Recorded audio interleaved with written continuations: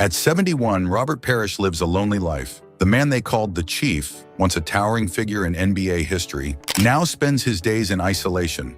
Far from the glory and fame that defined his remarkable basketball career, his silent strength on the court made him a legend. But that same silence has left him with few friends and many regrets. For decades, Parrish wore the stoic mask of the Chief, emotionless, distant, and intimidating at 7 feet 1 inch. His expressionless face became his trademark. Few knew what thoughts stirred behind those placid features. While this persona helped him achieve greatness in basketball, it may have cost him dearly in his personal life. The nickname The Chief came from his Boston Celtics teammate Cedric Maxwell, who saw Parrish's quiet, reserved nature as similar to Chief Bromden from One Flew Over the Cuckoo's Nest. Parrish himself admitted, "I can be very stoic looking. That's just my facial expression. I don't smile a lot." He even acknowledged, "I'd be the first to say that I'm a distant individual. I have a tendency to come across as being aloof and dismissive." This emotional distance served Parrish well during his record-setting NBA career. Born in Shreveport, Louisiana in 1953, Parrish didn't focus on basketball at first. He preferred football, baseball, and track. But standing 6 feet 6 inches by 7th grade, his height caught the attention of junior high coach Coleman Kidd, who steered him toward basketball. Parrish's journey to NBA stardom wasn't smooth. At Centenary College in Louisiana, he averaged impressive numbers, 21.6 points and 16.9 rebounds per game. But NCAA sanctions against the school effectively erased his college achievements from the record books. For years, Parrish was an invisible man in college basketball despite his dominance. The NCAA didn't officially recognize his college statistics until 2018, long after his playing days ended. Selected 8th overall in the 1976 NBA draft by the Golden State Warriors, Parrish struggled in his early NBA years. He called the Warriors an assembly of misfits with too much independent thinking. The poor team environment made Parrish consider a much shorter basketball career than what he ultimately achieved. Everything changed in 1980 when Parrish was traded to the Boston Celtics. He famously described the move as going from the outhouse to the penthouse. In Boston, Parrish joined Larry Bird and Kevin McHale to form the Big Three, one of the most powerful front lines in NBA history. The results were spectacular. Parrish won 3 NBA championships with the Celtics in 1981, 1984, and 1986. He earned 9 All-Star selections and established himself as one of the game's premier centers with his signature high-arcing jump shot and tenacious rebounding.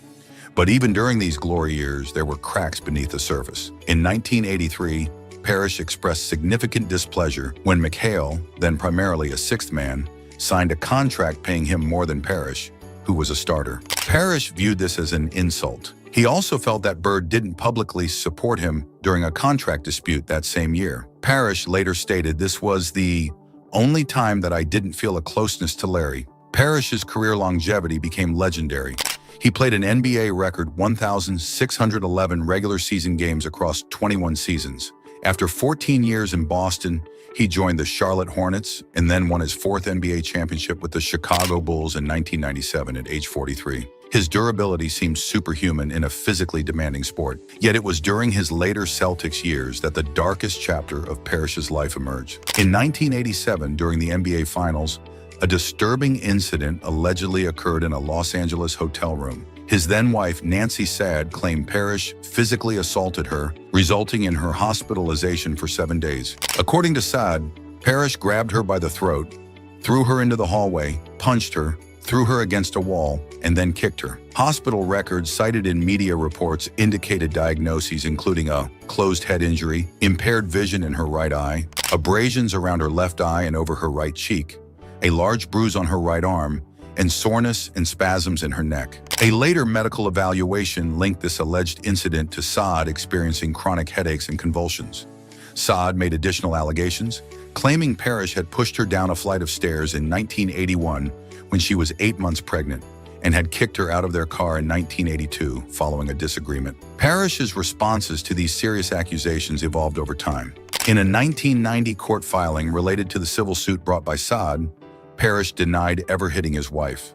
He added a contingency that if the allegations were true, any actions he took were in self-defense. When the allegations resurfaced prominently in a 1995 Sports Illustrated article, Parrish declined to comment. Years later, he acknowledged the 1987 hotel incident, stating that his wife had successfully provoked him during her visit to his hotel room, where he had another guest present. Eventually, Parrish expressed remorse, saying, "I take the blame for that, hook, line, and sinker. I'm not going to downplay the domestic violence. I regret it. You should never put your hands on a woman under any circumstances." In a 2020 podcast interview, he referred to his transgressions, the spouse abuse, as one of the factors that had negatively impacted him. The legal matter was ultimately resolved as part of the couple's divorce settlement, with specific terms sealed from public view. No criminal charges were filed against Parrish. This lack of legal consequences was not unusual for the time. One study indicated that of 150 domestic violence criminal complaints filed against athletes between 1990 and 1996, only 28 resulted in convictions. Parrish's post-playing career brought little satisfaction. After retirement, he briefly coached the Maryland Mustangs in the United States Basketball League and won Coach of the Year honors in 2001. But the team folded after just one season. More painful was Parrish's inability to secure an NBA coaching position. He repeatedly expressed frustration at feeling overlooked for such opportunities. He specifically mentioned unreturned phone calls to former teammates Larry Bird and Kevin McHale, who had moved into NBA front office roles. "I don't have any friends," Parrish admitted in one candid interview. After an encounter where McHale allegedly promised to call about a coaching opportunity, Parrish stated he never heard back. McHale later claimed he did try to find a role for Parrish with the Minnesota Timberwolves, but no positions were available due to staff reductions. Parrish also held a public relations position with the Celtics for a time, but reportedly found the salary insufficient. He was also reluctant to live in Boston due to the cold climate. In recent years, Parrish has reflected on factors that may have hindered his post-playing career. He specifically mentioned his transgressions, referring to the domestic abuse allegations in a marijuana charge. He also noted his identity as a black man, suggesting these elements might have played a part in the lack of opportunities he perceived. The irony is profound. The NBA's Iron Man, the player who showed up game after game for 21 seasons, now finds himself forgotten by the league he served so faithfully. His record of 1,611 games played stood for many years as testament to his physical endurance. Yet Parrish couldn't overcome the personal struggles that have left him isolated. His famous nickname, the Chief, and the stoic persona it represented may have been both his greatest strength and his ultimate undoing. While it helped him endure the pressures of professional sports, it also created barriers between him and others. His quiet, reserved nature meant fewer headlines during his playing days, but also fewer deep connections that might have sustained him in retirement. Today, Robert Parrish's legacy stands as a complex mix of athletic greatness and personal failings. His 4 NBA championships and Hall of Fame induction speak to his basketball brilliance. But the domestic abuse allegations and his strained relationships with former teammates reveal the high cost of his stoic silence. At 71, Robert Parrish lives with the consequences of both his remarkable achievements and his significant mistakes.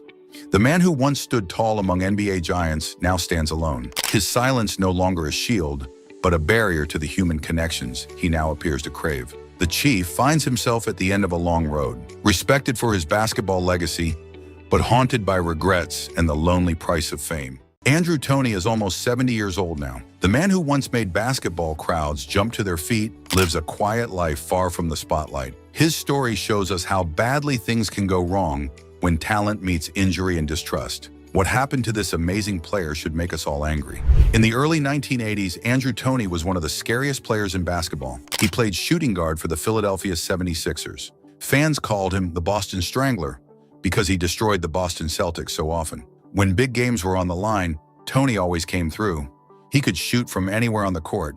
His jump shot was smooth and deadly. Toney joined the 76ers in 1980 as the 8th pick in the draft. Right away, he showed he belonged. In his first year, he averaged almost 13 points per game. But it was in the playoffs where he really shined. Against Boston, he would drop 30 or 35 points like it was nothing. The Boston Garden should have scared young players. Instead, Toney treated it like his personal playground. Larry Bird was one of the greatest players ever. Even Bird admitted that Toney was one of the best guys I ever played against. Bird said the Celtics had nobody who could stop him. That's huge praise from a legend. Charles Barkley played with Toney on the 76ers. Barkley always said Toney was the best player he ever teamed up with. These weren't just nice words. They were the truth. In 1983, Tony helped the 76ers win the NBA championship. That team had 4 future Hall of Fame players. Julius Erving, Moses Malone, Bobby Jones, and Morris Cheeks were all stars. But Tony was just as important as any of them. He averaged almost 20 points per game that season. In the playoffs, he stayed clutch when it mattered most. The team swept the Lakers in the finals. It was their first title in 16 years. Tony made the All-Star team twice, in 1983 and 1984. His best season was 1983-84, when he averaged over 20 points per game. He shot 50% from the field for his whole career. That's amazing for a guard who took so many tough shots. He could also shoot three-pointers well before most players even tried them. Everything was going perfectly. Then the pain started. Near the end of the 1984-85 season, Tony began feeling serious pain in his feet. At first, it seemed like normal soreness from a long season, but the pain wouldn't go away. It got worse and worse. When he told the team doctors, they couldn't find anything wrong. They ran tests and took x-rays. The doctors said his feet looked fine. They told him to keep playing, but Tony knew something was really wrong. Every step hurt. Running was agony. Playing basketball became torture. Still, the medical staff kept saying they couldn't see any problems. They started to think Tony was making it up. Some people in the organization began to doubt him. This was the beginning of a nightmare that would ruin his career. The team owner was Harold Katz. Katz was known for being tough on players. When Tony kept complaining about foot pain, Katz got angry. He didn't believe the injury was real. Katz thought Tony was just being soft or trying to get out of playing. The owner even said so in public. This created an ugly situation between Tony and the team. Things got much worse in 1985. The 76ers put Tony on injured reserve, but not because of his feet. They listed the reason as bad attitude. This was their way of saying they thought he was faking. They also threatened to suspend him if he refused to play. Imagine being in terrible pain and having your own team call you a liar. The worst part came when NBA officials showed up at Tony's house early one morning. They wanted him to take a drug test. Someone had spread rumors that he was using drugs to explain his behavior. 2 NBA employees camped outside his home overnight. At 7 a.m., they knocked on his door and demanded the test. Tony was shocked and humiliated. He took the test and passed it easily. He wasn't using drugs, he was just hurt and frustrated. Tony believed the 76ers were behind the drug test. The team and the NBA both said they had nothing to do with it, but Tony never believed them. The trust between him and the organization was completely broken. He felt betrayed by the people who were supposed to protect him. Finally, Tony decided to see his own doctor. This private physician found what the team doctors had missed. Tony had stress fractures in the navicular bones of both feet. These are small bones that are hard to see on regular x-rays. The fractures were real and serious. Michael Jordan had the same injury years later. Everyone understood how bad Jordan's injury was. But when Tony had it, nobody listened. The diagnosis proved Tony had been telling the truth all along. He wasn't lying or being difficult. He had been playing on 2 broken feet for months. The team had forced him to make his injury worse by not believing him. By the time the real problem was found, too much damage was done. Tony had surgery to fix the stress fractures. Later, he needed more surgery for bone spurs in his ankle, but his feet never fully healed. The pain never really went away. His speed and jumping ability were gone forever. The player who once flew around the court could barely walk without discomfort. In 1985-86, Tony played only 6 games. Over his last 3 seasons, he appeared in just 81 total games. His final year was 1987-88. He averaged only 7.3 points per game in 29 appearances. This was a shadow of the player who once terrorized the Celtics. At age 30, when most players are still in their prime, Andrew Toney was finished. His career lasted only 8 seasons. Just 5 of those were fully healthy. Teammates and coaches all said the same thing. If Tony had stayed healthy, he would be in the Hall of Fame today. Billy Cunningham, his coach, said Tony definitely had a Hall of Fame career before the injuries. Julius Erving said he'd have been a Hall of Famer, hands down. Even opponents agreed. Pat Riley called him the greatest clutch player I've ever seen. But none of that mattered now. The damage was done. Tony's body was broken, and so was his spirit. The way the team treated him left deep scars. He felt angry and bitter about what happened. The organization that should have protected him had failed him completely. After retiring, Tony basically disappeared from public view. He moved to Atlanta and became an elementary school teacher. This was a big change from being a basketball star. For years, he wanted nothing to do with the 76ers or Philadelphia. He wouldn't even set foot in the Spectrum where the team played. He stopped talking to reporters from Philadelphia newspapers. The bitterness lasted for decades. From 1988 to 2012, Tony never attended a single 76ers game. Think about that. 24 years without returning to see his old team. He was so hurt by what happened that he couldn't bear to be around the organization. This shows how deep the wounds went. Even years after retiring, Tony's feet still caused him problems. He could only play pickup basketball 2 or 3 times per month. Even then, he was in agony afterward. Sometimes the pain was so bad it was unbearable. He said he probably shouldn't play at all. The injury that ended his career continued to haunt him every day. In 2012, something special happened. The Philadelphia 76ers were honoring their 1983 championship team. Tony finally agreed to come back. It was his first appearance at a 76ers game in 24 years. The crowd gave him a huge ovation. Fans still remembered what he had done for the city. But even this happy moment was bittersweet. It reminded everyone of what could have been. Today, Andrew Toney lives quietly in suburban Atlanta. He works as an elementary school teacher. It's honest work, but it's far from the fame and glory he once knew. He stays out of the spotlight. Most young basketball fans don't even know his name. The player who once made Larry Bird sweat has been mostly forgotten. The saddest part is that none of this had to happen. If the 76ers had believed Tony from the start, things might have been different. If they had found the stress fractures earlier, he might have healed properly. If they had supported him instead of doubting him, his career might have continued for years. Instead, organizational pride and stubbornness destroyed one of the most talented players of his generation. Tony was failed by the system that was supposed to protect him. His story shows us that talent alone isn't enough. Players need teams that trust them and doctors who listen to them. Andrew Toney should be remembered as a Hall of Fame player. Instead, he's a cautionary tale about what happens when organizations fail their athletes. At almost 70, he deserves better than to be forgotten. His pain, both physical and emotional, should remind us to do better for future players. What do you think about how injured players get treated? Share your thoughts in the comments below. It's true. That's what his lawyer just said. And at 72, Fly Williams is finally speaking for himself. The basketball star who once lit up courts is now out on parole.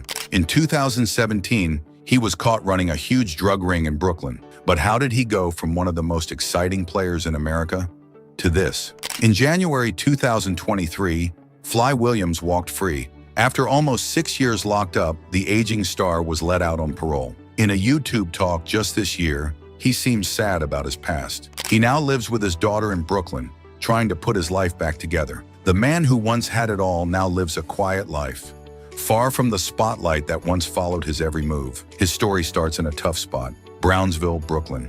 Born on February 18, 1953, James Williams grew up poor. His dad left early, and his mom worked hard for little money. The streets raised him as much as his home did. Every day was a struggle. Food was scarce. Bills piled up. The future looked dim for the young boy from one of New York's roughest areas.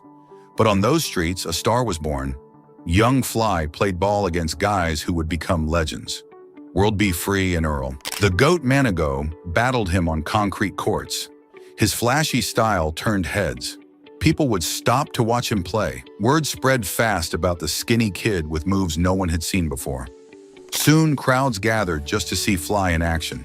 Even his name had style. Some say he got called Fly because of his fancy clothes. Others think it was for his high-flying dunks. A few believe it came from Curtis Mayfield's hit song, Superfly. No one knows for sure, and that mystery only added to his fame.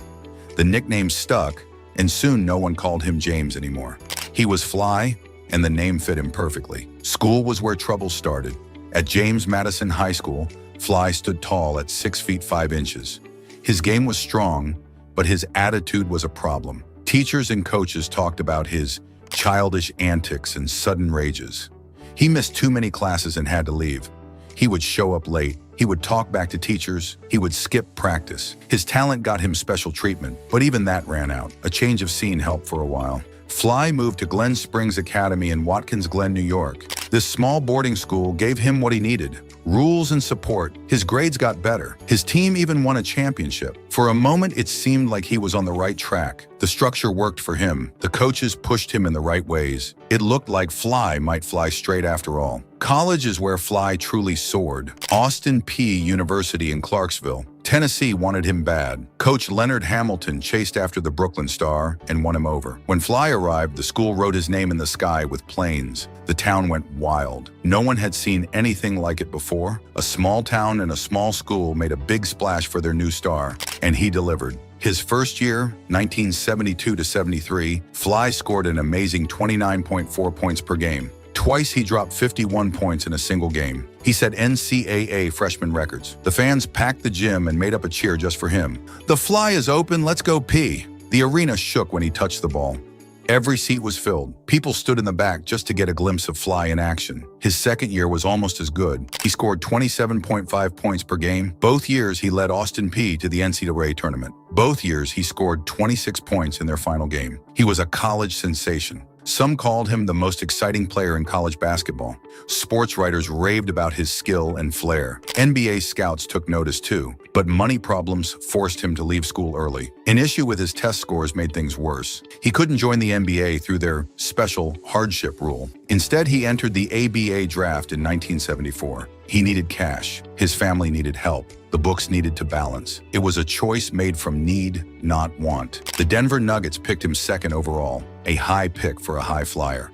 But they quickly sold his contract to the Spirits of St. Louis. This team was known as the wildest in the league. The Spirits were famous for wild parties, missed practices, and general chaos. It was the wrong place for a player who already had trouble following rules. Fly fit right in with the chaos.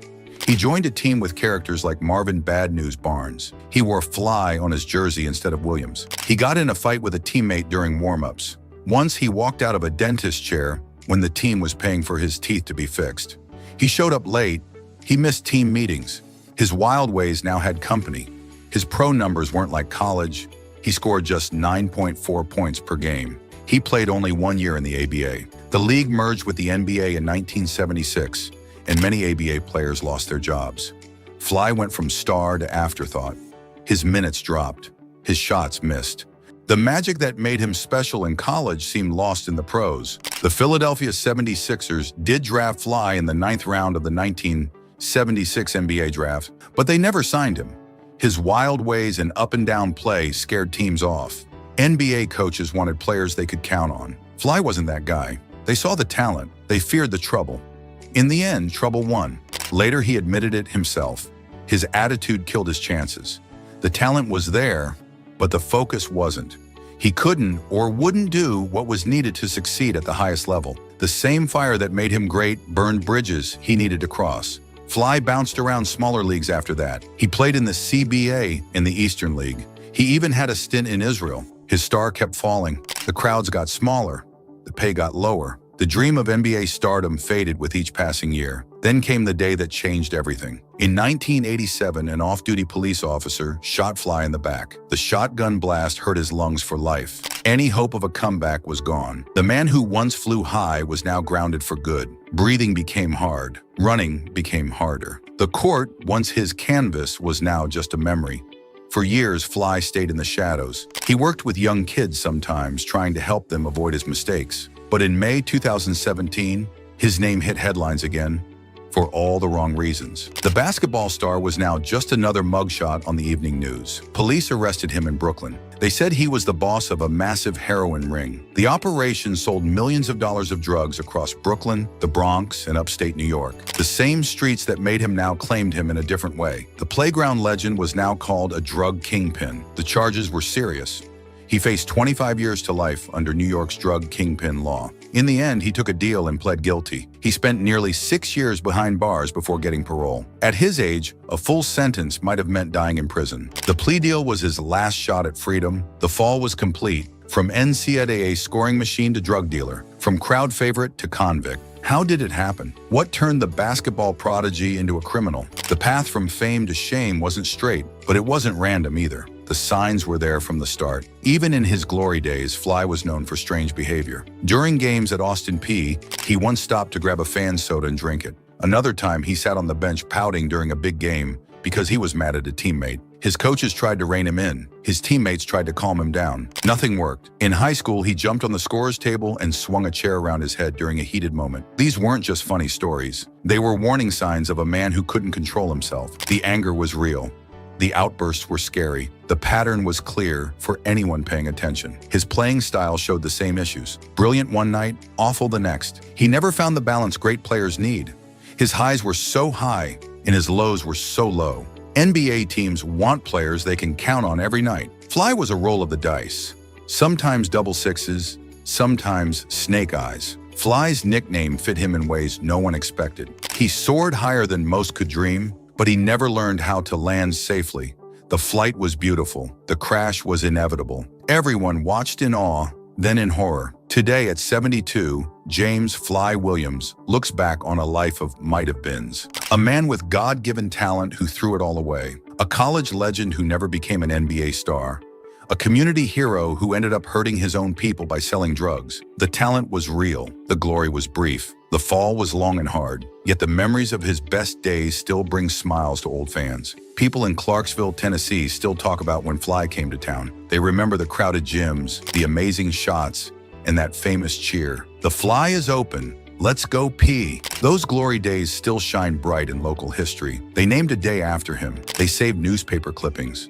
They tell their grandkids about the greatest player they ever saw. In Brooklyn, old-timers tell stories of the skinny kid who could outplay anyone on the street courts. They remember his style, his swagger, and his smile. They point to spots where he made impossible shots. They argue about which of his moves was the most amazing. The legend lives on in playground tales. James "Fly" Williams remains one of basketball's great mysteries. A shooting star that burned so bright but faded too soon. A cautionary tale of talent wasted and chances missed. What could he have been with more focus? How far could he have gone with more discipline? These questions have no answers now. His story isn't just about basketball, it's about choices. It's about the thin line between confidence and arrogance. It's about how the same fire that makes you great can burn your life to the ground if you can't control it. It's about the dangers that wait for those who think rules don't apply. At 73, George Gervin finally breaks silence on allegations that have shadowed his legendary basketball career for decades.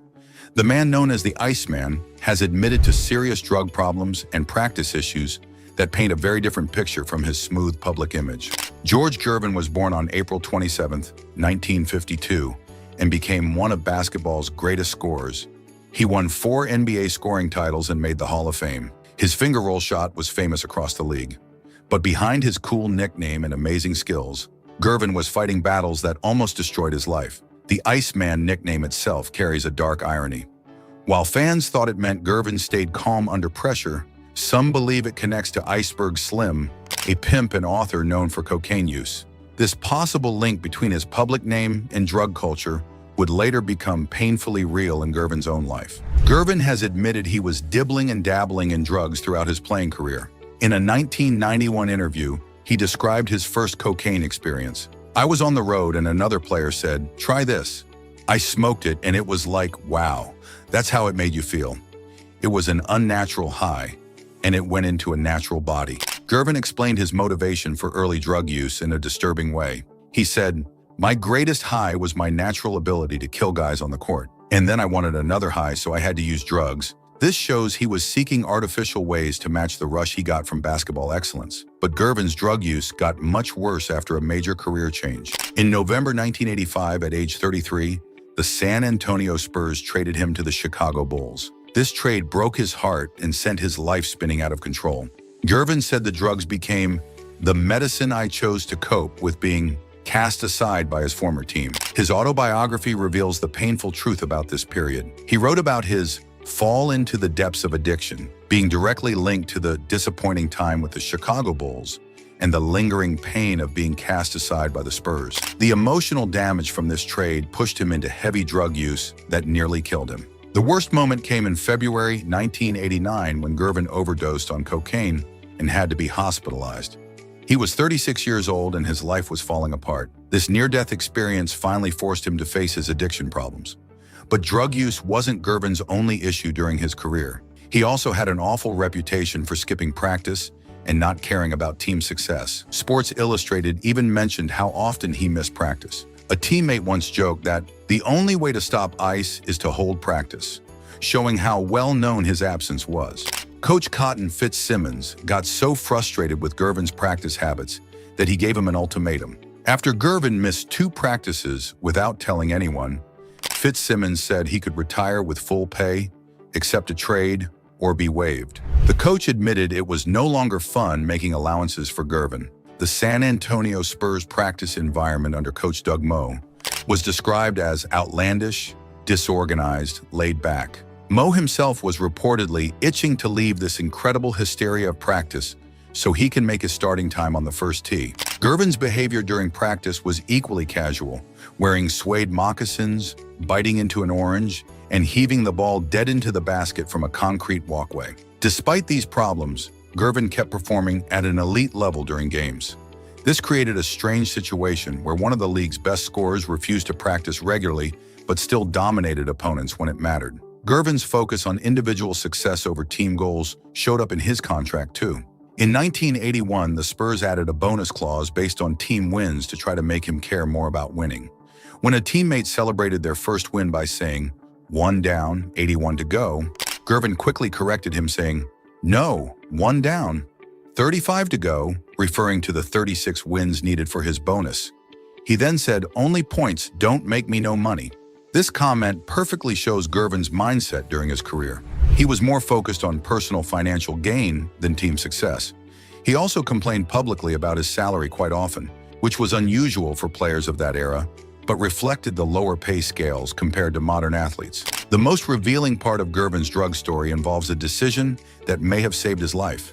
He chose not to join the famous Showtime Lakers because he viewed Los Angeles as Sodom and Gomorrah. Gervin believed that joining the Lakers would have gobbled me up and potentially ended his life because of the city's drug scene was one of the most active in the whole nation. This decision shows both his self-awareness about his addiction and the serious danger he was in. Despite the chance to win championships with one of the greatest teams ever, Gervin chose his health over basketball glory. He cited Spencer Haywood as an example of someone who was destroyed by that environment. Throughout his career, Gervin's drug problems reflected a bigger issue in the NBA during the 1970s and 1980s. He wrote in his book that, "For many of us brothers in the 70s and 80s, drugs and alcohol were big." Other All-NBA players like David Thompson and Spencer Haywood were also profoundly harmed by drug use during this era. The relationship between Gervin's drug use and his practice habits is complex. His heavy drug use started after his trade to Chicago, but his poor practice attendance was a problem throughout his career. It seems both issues came from his individualistic personality rather than one causing the other. Gervin explained his approach to staying in shape differently than most players.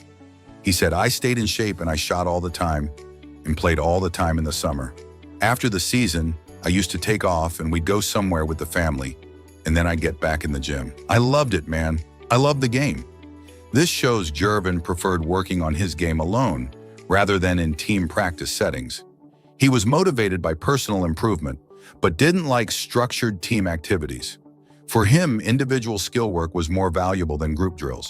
After his 1989 overdose, Gervin began his recovery journey. He sought help from John Lucas, a former NBA player who overcame addiction and helped other athletes with similar problems.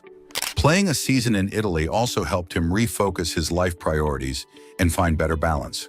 Since his recovery, Gervin has spoken publicly about his struggles to warn others about the dangers of drug use. He gave a stark warning. "Casual?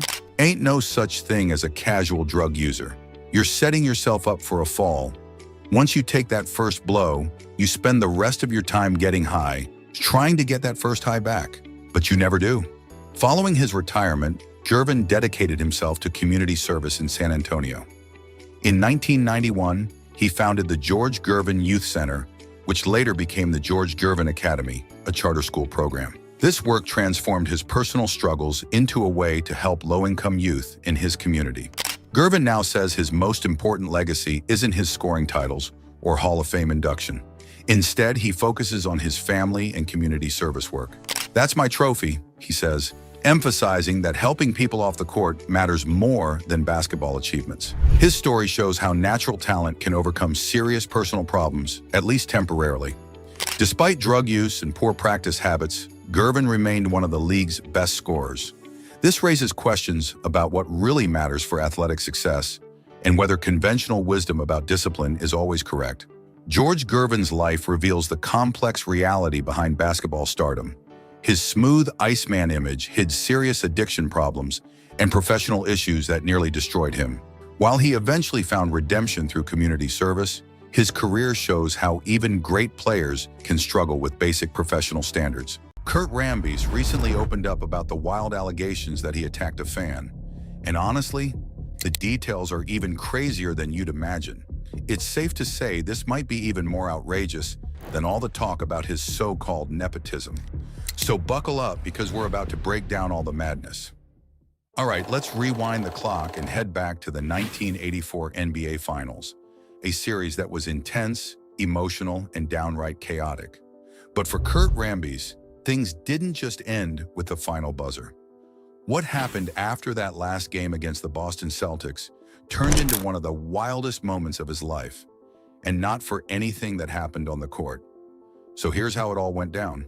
Right after the final game, in the middle of all the post-game chaos, a fan claimed that Rambis punched him. This wasn't just some small argument either. The fan, who was in his mid-20s and living in Lynn, Massachusetts, took things to a whole new level by filing a lawsuit. He accused Rambis of assault, battery, and negligence. According to a 2008 interview he gave to the Boston Herald, the whole thing started when he tried to grab Rambis' jersey. Yep, he literally said he wanted to get the shirt off Rambis' back. Things escalated fast. As the fan tugged on Rambis' number 31 jersey, Rambis allegedly swung back and hit him square in the face, breaking his nose and giving him a black eye. Wild, right? Rambis later said he didn't remember the incident, but the case dragged on and eventually got settled out of court in 1987. And speaking of unbelievable, we've got to talk about the other thing that's followed Rambis in recent years. Nepotism. This one might not involve swinging fists, but it's been just as controversial. After his playing and coaching days, Rambis returned to the Lakers, stepping into a behind-the-scenes role as a senior basketball advisor. But what really raised eyebrows was the fact that his wife, Linda Rambis, also holds a major position in the Lakers organization. She serves as the executive director of special projects, which sounds vague enough, but apparently powerful enough to stir up concern. Fans and insiders started talking. Some questioned how much influence the Rambises had behind closed doors, especially during times when the team was struggling. Were they helping the Lakers get back on track? Or were personal connections playing too big of a role in key decisions? These questions still hang in the air like a mystery, don't they? But if we shift our focus to Kurt Rambis' actual basketball career, one thing's clear. It was every bit as eventful and unpredictable as the drama off the court. So why stop here? Let's dive into that wild ride too, shall we? Rambis' basketball journey didn't begin with a bang. In fact, his start in the NBA was pretty rough. He was selected as the 58th overall pick in the 1980 NBA draft by the New York Knicks, but they waived him before he ever played a single game. Just like that, his NBA dreams hit a wall. But Rambis wasn't the kind of guy to give up. Instead, he took his game overseas and headed to Greece, where he played for AEK Athens in the Greek League. Now here's where things take a fun twist. Because of his Greek heritage, Rambis didn't just play in Greece, he embraced it. He even played under a Greek name, Kyriakos Rambitis, and became a citizen. It wasn't just a name change for fun, it was a way of making the most of his situation, and it paid off. AEK Athens won the Greek Cup in 1981, giving Rambis a much-needed win in his young career. His Greek adventure didn't last too long, though. Later in 1981, the Knicks gave him another shot and re-signed him. But once again, he never suited up for them. That could have been another dead end. But then the Los Angeles Lakers came calling, and that's where everything changed. The Lakers signed Rambis as a free agent in 1981, and from there, his career took off. He became a key part of the Showtime Lakers, the fast-paced, flashy, and absolutely dominant team of the 1980s led by Magic Johnson, Kareem Abdul-Jabbar, and coached by Pat Riley. Rambis wasn't the star, but he carved out a role that made him unforgettable. He wasn't flashy, he didn't score much. But man, did he hustle. He defended, rebounded, dove for loose balls, and took charges like it was his job, because it was. He did all the dirty work that didn't show up in the highlight reels but helped win games, and Lakers fans loved him for it. With his trademark thick-rimmed glasses and shaggy hair, he became a cult hero in LA. Chick Hearn, the legendary Lakers broadcaster, even nicknamed him Superman, comparing his nerdy look to Clark Kent. Fans sitting courtside wore fake glasses to match his style. They called themselves the Rambies Youth. Behind the scenes, Rambies stayed true to who he was. While his teammates carried sleek bags and traveled in style, Rambies showed up with a beat-up vinyl satchel that Pat Riley joked looked like it was meant to carry a bowling ball. Rambies didn't care about looking sharp. He cared about showing up, working hard, and doing his part, and that approach worked. Rambies helped the Lakers win 4 NBA championships: 1982, 1985, 1987, and 1988. He was never the flashiest guy on the court, but he was always dependable. That kind of effort keeps you in the league for a long time. After spending the bulk of his career in LA, Rambies also had short stints with the Charlotte Hornets, Phoenix Suns, and Sacramento Kings. But it was clear his heart was always with the Lakers. So in 1993, he returned to the team and played one more season before officially retiring in 1995. Well, sort of. Even before he officially hung up his sneakers, Rambies started working as a special assistant coach for the Lakers in 1994. But in February 1995, he was temporarily brought back to the active roster. His final run as a player was brief, and by the start of the 1995-96 season, he was officially waived. That's when he fully transitioned into coaching. Rambies' coaching career had its own ups and downs. In the lockout-shortened 1999 season, he stepped up as head coach of the Lakers after Del Harris was fired mid-season. Rambies did a decent job, leading the team to a 24-13 record, but they got swept by the San Antonio Spurs in the playoffs. After that, Phil Jackson was brought in to coach the Lakers, and Rambies shifted into the front office, taking on a role as assistant general manager, but coaching still called to him. Between 2001 and 2004, Rambies was back on the bench, this time as an assistant coach under Jackson. The Lakers made it to the NBA Finals twice in that stretch, winning the title in 2002. He returned again in 2005, once more as an assistant, and helped the Lakers reach the finals in both 2008 and 2009, winning it all in 2009. Rambies might not have been the one drawing up the plays, but he was always there, helping shape the team's identity. In 2007 and again in 2009, Rambies interviewed for the head coaching job with the Sacramento Kings. He came close both times, but talks broke down over contract length and salary. Still, he didn't have to wait long. In August 2009, Rambies got his next shot when he was hired as the head coach of the Minnesota Timberwolves. Now here's a funny twist.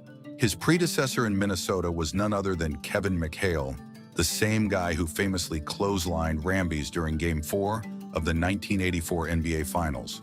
From bitter rivals to back-to-back head coaches of the same team, basketball sure has a sense of humor. Unfortunately, Rambies' time in Minnesota was rough. The team struggled badly, and after 2 seasons and a record of 32 wins and 132 losses, he was let go in 2011. But Rambies didn't disappear.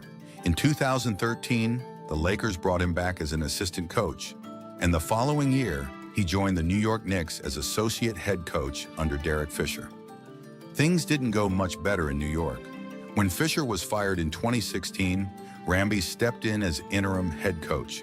The team went 9-19 under his leadership, and the Knicks eventually hired Jeff Hornacek to take over. Rambies was kept on staff as associate head coach, but was eventually let go in 2018 along with Hornacek. Still, Rambies wasn't out of the Lakers' orbit for long. Later that same year, in September 2018, he rejoined the team once again, this time as a senior basketball advisor. Since then, he's become one of the most influential voices in the Lakers organization. So what do you think of Rambies' wild basketball journey? Let us know your thoughts in the comments. We'd love to hear from you. And hey, you know the drill. If you enjoyed the story, be sure to hit that like button, subscribe for more content just like this, and we'll catch you in the next one. Take care and see you soon.